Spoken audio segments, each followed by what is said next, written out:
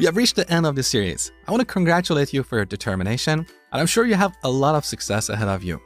Just remember, no one can master a topic by watching one course or reading one book. So even though I have done my best to create the most comprehensive course on data structures and algorithms, you may still need to take additional courses or read some books to better grasp the content and get ready for your coding interview, especially if you want to get a job at companies like Google, Microsoft, Amazon, and so on. There are a couple of websites that I recommend to you. One is leetcode.com, the other is interviewcake.com. Both these websites have tons of popular interview questions.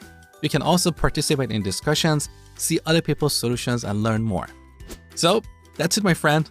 Thank you for being on this journey with me, and I hope to see you again in my other courses. If you enjoyed this course, please support me by telling others about my coding school. I really appreciate your support. So I hope to see you again, and thank you for watching.